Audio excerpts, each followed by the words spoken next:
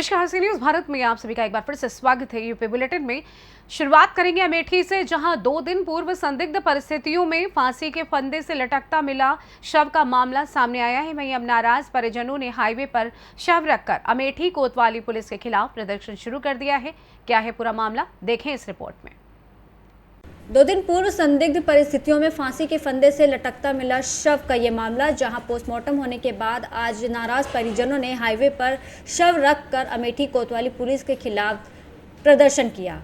परिजनों का आरोप है कि पत्नी के साथ ससुराल गया था युवक, जहां पर हत्या कर शव को लटका दिया गया और उन लोगों को दिखाया भी नहीं गया कि फांसी कैसे लगाया था, और पुलिस ने बिना उनकी मौजूदगी में शव को पोस्टमार्टम के लिए भी भेजा। परिजनों ने हत्या की आशंका जाहिर करते हुए पुलिस से इसकी शिकायत की थी, लेकिन कोई भी कार्रवाई नहीं हुई है, जिसके चलते आज नाराज परिजनों ने गौरीगंज कोतवाली कस्बा क्षेत्र में मुसाफिर खाना रोड पर शव रखकर अपना धरना प्रदर्शन शुरू किया।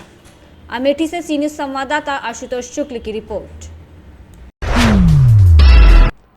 चर्चा होगी अमेठी की, जहां दर्दनाक हादसा सामने आया, जहां स्कूटी में चार्जिंग लगाते समय करंट की चपेट में आने से युवक की दर्दनाक मौत हो गई। देखिए, अमेठी में एक दर्दनाक हादसा सामने आया है, जहां स्कूटी में चार्जिंग लगाते समय करंट की चपेट में आने से युवक की दर्दनाक मौत हो गई।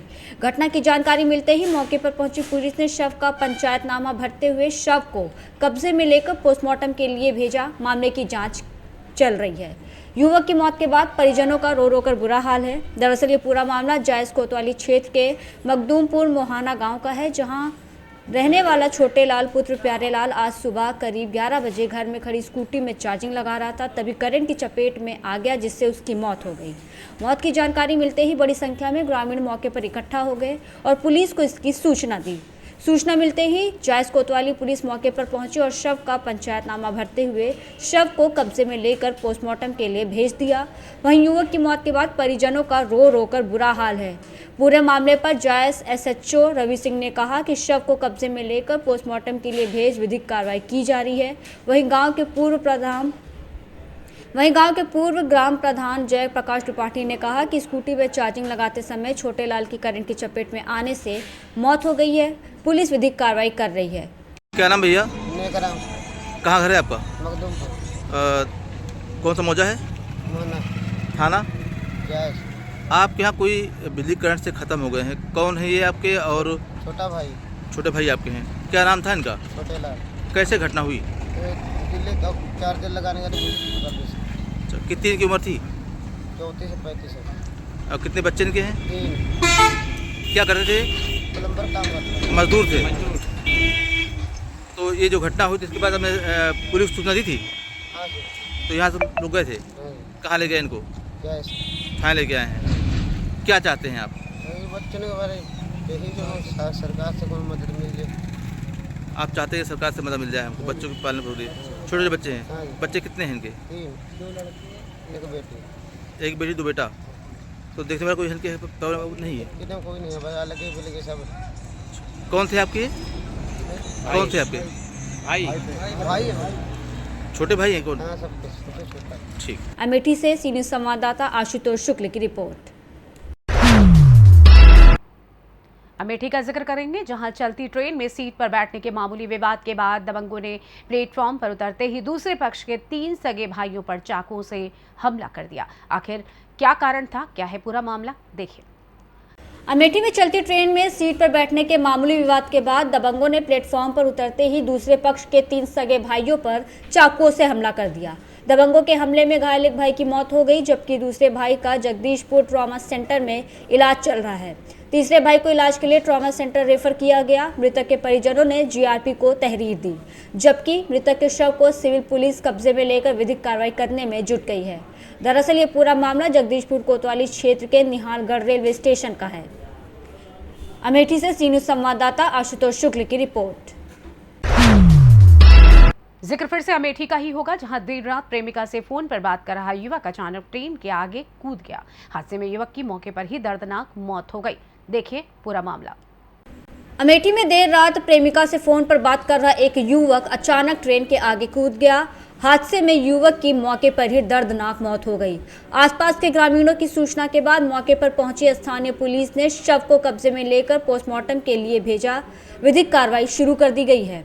दरअसल ये पूरा मामला रामगंज कोतवाली क्षेत्र के सुल्तानपुर प्रतापगढ़ रेलखंड स्थित रंगीन का पूर्वा गांव के पास का है, जहां देर रात करीब 12 बजे त्रिशुंडी गांव का रहने वाला ऋतिक वर्मा रेलवे ट्रैक पर पहुंचा और अचानक जा रही ट्रेन के सामने कूद गया। घटना में ऋतिक के मौके पर मौत हो गई है। स्थानीय ग्रामीणों ने इसकी सूचना पुलिस को दी। सूचना मिलते ही रामगंज थाना पुलिस मौके पर पहुंची और शव को कब्जे में लेकर पोस्टमार्टम के लिए भेज विधिक कार्रवाई कर रही है। ग्रामीणों के मुताबिक युवक जब रेलवे ट्रैक की तरफ जा रहा था तो वो जोर जोर से किसी महिला से बात कर रहा था। बात करने के दौरान उसका उस महिला से किसी बात को लेकर विवाद हो गया और बात करते करते ही युवक ट्रेन के आगे कूद गया। अमेठी से सी न्यूज़ संवाददाता आशुतोष शुक्ल की रिपोर्ट। ले चलेंगे आपको बदायूं, जहां मुख्यमंत्री सामूहिक विवाह योजना अंतर्गत 140 जोड़ों का विवाह हुआ संपन्न। मुख्य अतिथि शिक्षा मंत्री गुलाब देवी ने नवयुगलों को आशीर्वाद दिया। देखिए रिपोर्ट। बदायूं में मुख्यमंत्री सामूहिक विवाह योजना अंतर्गत 140 जोड़ों का विवाह संपन्न हुआ। बिसौली तहसील क्षेत्र में समस्त विकास खंड और नगर पालिका नगर पंचायतों से आए जोड़ों का विवाह संपन्न हुआ। मुख्य अतिथि शिक्षा मंत्री गुलाब देवी ने नवयुगलों को आशीर्वाद दिया। शिक्षा मंत्री ने कहा कि मुख्यमंत्री सामूहिक विवाह योजना दहेज रहित विवाह करने का एक अनूठा प्रयास है। सरकार द्वारा इस योजना के माध्यम से गरीब माता पिता को सम्मान दिलाना सरकार की प्रतिबद्धता है। शिक्षा मंत्री ने आगे कहा कि अब लड़की माँ बाप पर बोझ नहीं है। बदायूं के बिसौली नगर के मदन लाल इंटर कॉलेज में मुख्यमंत्री सामूहिक विवाह कार्यक्रम आयोजित किया गया। बनी रहे, दहेज से परे रहे। तीसरा, इस कार्यक्रम के माध्यम से विवाह में जो अनावश्यक आडंबर या दिखावा होता है उससे दूर रह के विवाह की पवित्रता और शुचिता बनी रहे। इस विवाह कार्यक्रम में जो भी जोड़े यहाँ सम्मिलित हुए हैं वो यहाँ पर फेरे ले रहे हैं, जो भी यहाँ पर वो वचन ले रहे हैं, जो भी प्रण कर रहे हैं उसको अपने वैवाहिक जीवन में अवश्य रूप से निभाएं। इस उद्देश्य के साथ ये कार्यक्रम लॉन्च किया गया है। माननीय मंत्री जी को बताना चाहूँगी कि आज के कार्यक्रम में मैडम यहाँ पर 133 विवाहिक जोड़ों का विवाह जो है वो संपन्न हो रहा है, जिसमें ये अलग अलग ब्लॉक से हैं। इसमें Asafpur block, Bisauli block, Wazirganj block और नगर पंचायत वजीरगंज, नगर पालिका परिषद बिसौली, नगर मैं मैडम को ये भी बताना चाहूँगी कि मैडम जब भी जनपद में आती हैं तो जनपद में कोई ना कोई खुशखबरी ज़रूर रहती है। आज के इस मांगलिक कार्यक्रम में उन्होंने अपना जो समय दिया है उसके लिए हम उनके बहुत बहुत आभारी हैं। आज 140 जोड़ों के लिए आशीर्वाद दिया गया है, जिसमें सभी जाति सभी धर्म के कन्याएं यहाँ मौजूद हैं और सबको आशीर्वाद दिया गया। क्या इनको उपहार गिफ्ट दिए गए? क्या उपहार गिफ्ट दिए गए इनके लिए? इनके लिए जो दैनिक दिनचर्या में आते हैं उपयोग में वो सारी चीजें दी गई हैं। बर्तन भी दिए गए हैं और भी चीजें दी गई हैं। बच्चों के लिए उनके लिए जेवर भी दिए गए हैं। सारी चीजें दैनिक उपयोग में आने वाली सारी चीजें दी गई हैं। बदायूं से सी न्यूज़ संवाददाता प्रताप ठाकुर की रिपोर्ट। फिलहाल के लिए इस खास बुलेटिन में बस इतना ही। देश दुनिया की तमाम बड़ी खबरों को जानने के लिए जुड़े रहिए सी न्यूज़ भारत के साथ। हर खबर आपके साथ, आपके हाथ।